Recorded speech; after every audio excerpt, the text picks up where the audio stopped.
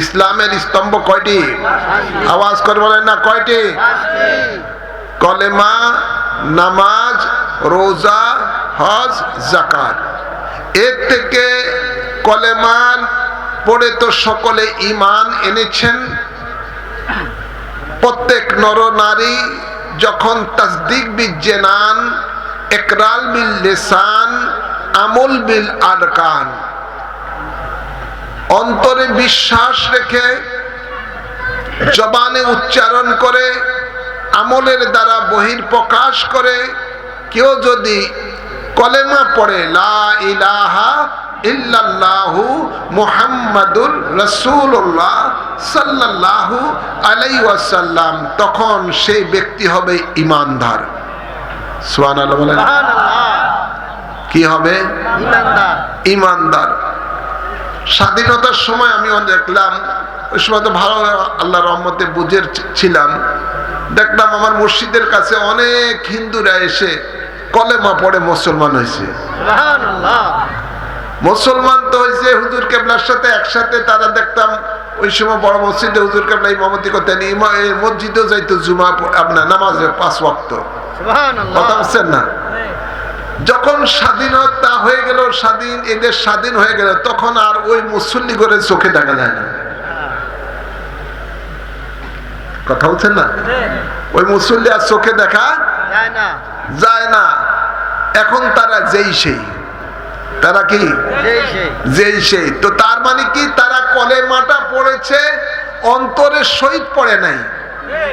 কি বলে না? অন্তরের সহিত পড়ে নাই, ঈমান বাঁচানোর জন্য পড়ছে। এক তাসদিক বিল জানান, অন্তরের সহিত বিশ্বাস রাখতে হবে আল্লাহ এক, আল্লাহ ছাড়া কোনো ইলাহ নাই, মুহাম্মদ মুস্তাফা সাল্লাল্লাহু আলাইহি সাল্লাম আল্লাহর রাসূল। সুবহানাল্লাহ বলেন না?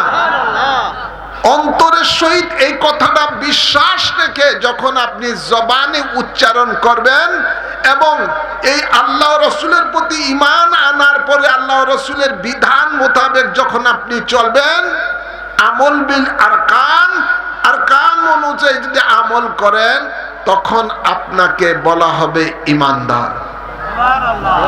কি বলা হবে? জোরে বলেন, ঈমানদার। এই আপনার বর্তমানে এই চান্দিনার যে এমপি আছে প্রাণ গোপাল, তার বক্তব্য একবার শুনলেন, সে সুন্দরভাবে কলেমা পড়তে পারে। সে এক বক্তব্যের মধ্যে যে স্বাধীনতার সময় পাঞ্জাবিরা দোষ ছিল, তো কোথায় দাউদখানদের এদিকে গ্রুপের সাথে ঢাকায় যেতেছে, তখন তারা কালেমা পড়ে, কয় আমি সুন্দর করে কলেমা পড়ছি। যেগুলো মুসলমান এগুলো এত সুন্দর করে কলেমা পড়ে না। আছে না? এমন আছে না?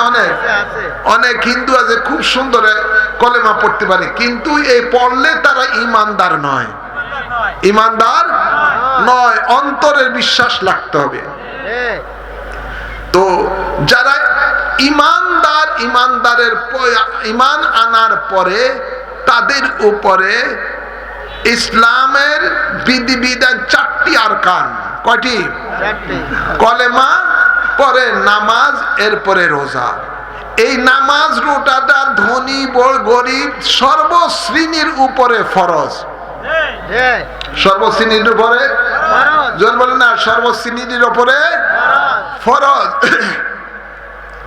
আর রয়েছে আরকান, ইসলামের আরকান বুনিয়াদ দুইটি রয়েছে। দুইটি বুনিয়াদ সকলের উপরে ফরজ নয়, বিশেষ বিশেষ মানুষের উপরে ফরজ। কথা বলছেন না? জোরে বলেন। বিশেষ বিশেষ মানুষের উপরে ফরজ। যাদের